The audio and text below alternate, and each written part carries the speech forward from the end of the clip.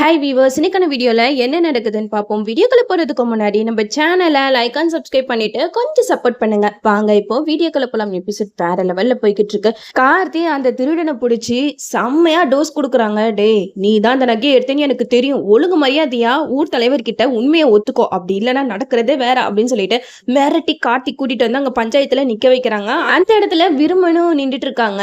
அப்போ வந்து அந்த ரவுடி கிட்ட கார்த்தி சொல்றாங்க, டே உண்மையை சொல்றா அப்படின்னு சொல்ல உடனே அந்த ரவுடியும், ஆமா சார், இந்த விருமன் சார் தான் எனக்கு அந்த நகையெல்லாம் நீ திருடிட்டு வந்து என் கையில கொடுத்துரு அப்படின்னு சொன்னாங்க. நானும் அதுபடியே திருடிட்டு வந்து கொடுத்தேன். ஆனா அந்த நகை நான் வச்சிருக்கல சார், நான் திருடிட்டு வந்து இவங்க கையில தான் கொடுத்தேன் அப்படின்னு சொல்லிட்டு அந்த போலீஸை மாட்டி விட்டுடுறாங்க. இதை கேட்டதுமே அவங்க ஊர்த்தல எல்லாம் பயங்கரமா டென்ஷன் ஆயிட்டாங்க. நம்ம கார்த்திக் வந்து சொல்றாங்க, சார் அந்த ரவுடி சொல்றது உண்மைதான், அவன் திருடனான், ஆனா திருடிட்டு அந்த நகையை அவன் வச்சிருக்கல, அவன் வந்து இவங்க கிட்ட தான் கொடுத்துருக்கான், அப்ப இவங்க வீட்டுல தான் நம்ம சர்ச் பண்ணி பார்க்கணும் அப்படின்னு சொல்லிட்டு அவங்க வீடெல்லாம் போய் தேடி பார்க்கறாங்க. தேடி பார்த்தா ஒரு தோட்டத்துக்குள்ள அங்க ஒரு ரெட் கலர்ல துணியில நகைலாம் இருக்கா, அதெல்லாம் தேடி எடுத்துடுறாங்க. இதை பார்த்ததுமே கார்த்திக்கு சந்தோஷம் தாங்க முடியல. விருமனுக்கு மூஞ்சே சரியில்லை, என்னடா இவன் நம்ம இவன் குடும்பத்தை பழிவாங்கலாம் சொல்லிட்டு பார்த்தா கடைசியில அதுல நம்ம தான் மாட்டிக்கிறோம் அப்படின்னு சொல்லிட்டு பயங்கரமா மாட்டிக்கிட்டாரு.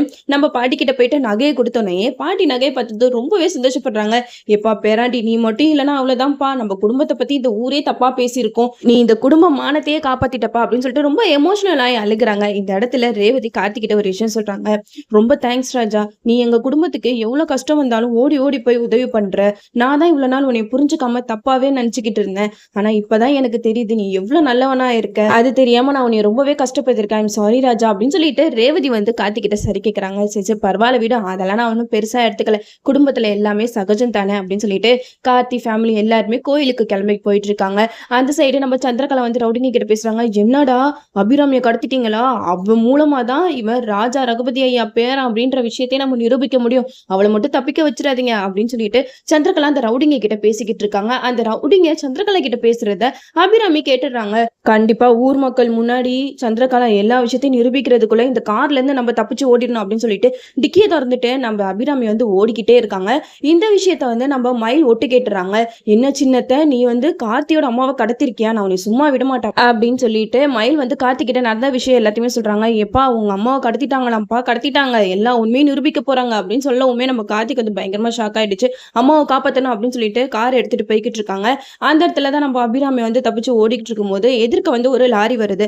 அந்த லாரி வந்து அபிராமியை ஏத்திடுது. ஏத்தி தூக்கி போட்டு அவர் படுக்க போயிட்டே இருக்காங்க. அந்த இடத்துல நம்ம கார்த்திக் வந்து ஐயோ அம்மா மயங்கி கிடக்குறாங்களே அப்படின்னு சொல்லிட்டு அபிராமியை ஹாஸ்பிட்டலுக்கு கூட்டிட்டு போறாங்க. அபிராமி எப்பவுமே இப்படிதான் உயிருக்கு போராடுற மாதிரி தான் உங்களை காட்டுறாங்க. ஒண்ணு லாரி ஏத்திரும், அப்படி இல்லையா ரவுடிங் வந்து போட்டு புதைச்சிட்டு போயிருவாங்க. இந்த மாதிரி சீன்ஸ் தான் அபிராமிக்கு ரொம்பவே கொடுக்குறாங்க. இதுல இருந்து நம்ம கார்த்திக் வந்து அபிராமி எப்படி காப்பாத்துறாங்கன்னு பார்ப்போம். அது மட்டும் இல்லாம இப்ப இன்னொரு ஒரு நல்ல விஷயமும் நடந்திருக்கு. நம்ம ரேவதி வந்து கார்த்திக் கிட்ட ப்ரொபோஸ் பண்ண போறாங்க. சீக்கிரமாவே அந்த மாதிரி சீன்ஸ் எல்லாம் வந்துச்சுன்னா இன்னும் எபிசோட்ஸ் எல்லாம் பாக்குறதுக்கு ரொம்பவே சூப்பரா இருக்கும். நம்மளும் வெயிட் பண்ணி பார்ப்போம். ஓகே வீவர்ஸ், இந்த வீடியோ உங்களுக்கு பிடிச்சிருந்தா லைக் பண்ணுங்க, மறக்காம நம்ம சேனலை சப்ஸ்கிரைப் பண்ணிருங்க.